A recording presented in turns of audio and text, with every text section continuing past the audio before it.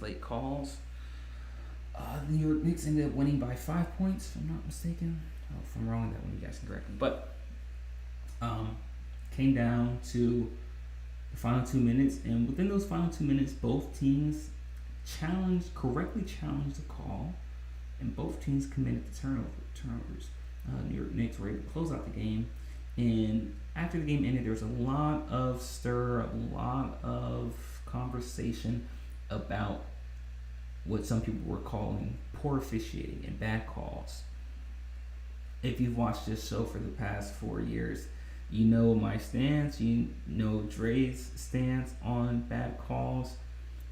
One bad call never determines the outcome of the game. Normally the outcome of the game decided well before that call. And quite frankly, as a player, as a team, if you allow one call to truly dictate the outcome of the game, you don't deserve to win. That's just my stance on it. I know it sounds harsh, it sounds kind of crass, and it sounds kind of resolute, but it just is what it is. Can I guarantee you the Indiana Pacers did not lose this game in the final 2 minutes. Would they have gotten another possession? Yes, but you can't even guarantee that the Pacers would have scored on that last possession, or on if they had one extra possession. So you can't guarantee that.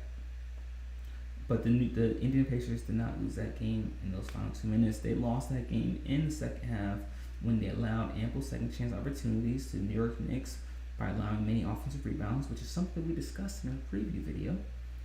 And they also allowed Jalen Brunson to score in isolation as opposed to doubling him off those ball screens, which is also something that we discussed. So listen, everything that we talked about that the Indiana Pacers needed to do in order to win, they did not do. And that's the reason they lost this game. And listen, the New York Knicks did a great job of limiting the fast break opportunities for the Pacers. One thing that I don't like that the New York Knicks did is that they were going over the ball screens with Tyrese Halliburton, which allowed for those slips, and from that slip and the dunk down, it allowed for one more skip, and sometimes the lob off the backside, weak side cutter. Indiana got a lot of easy points off of that. So, like I said, if I was New York, I'm not doubling that. I'm not hedging that. I'm not going over those ball screens with Halliburton. I'm going under it, and I'm forcing him to shoot. If Halliburton goes off for 30 by going 5 of 9 from 3, I'll live with that. I'll live with Halliburton shooting those shots. What I don't want is Halliburton getting to the paint and creating easier scoring opportunities for the shooters that are surrounded by him.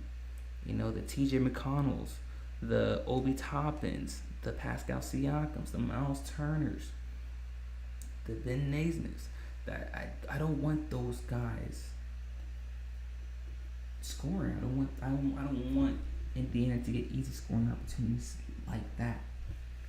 And New York Knicks did it, though they didn't go under and they didn't take away the slip pass, they still did a great job of rebounding, and they did a great job of getting back in transition defense, and also limiting possession from Indiana by using most of the shot clock, by using full 24 seconds of the shot clock in a half-court setting when the Knicks had the ball themselves. And that's why the Pacers lost this game, not because of a few bad calls, a few blown calls. And that's the discussion that no one's having, is that the Knicks just played good basketball, and the Indiana Pacers didn't do what they needed to do. Like I said, before the series started, and yesterday in our previous show, I picked the Knicks to win this game in 6, and I'm going to stick with that pick. But let me know what you guys think in the comment section. What did you guys see? What do you guys think about this?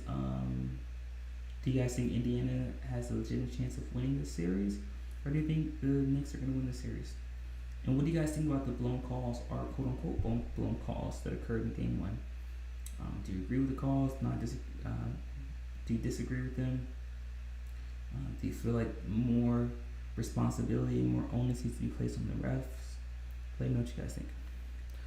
But in our next segment, guys, we are going to be previewing the other second round matchup in the Eastern Conference between the Cleveland Cavaliers and the Boston Celtics. So be sure to stick around for that, guys. You're not going to miss it. Right back.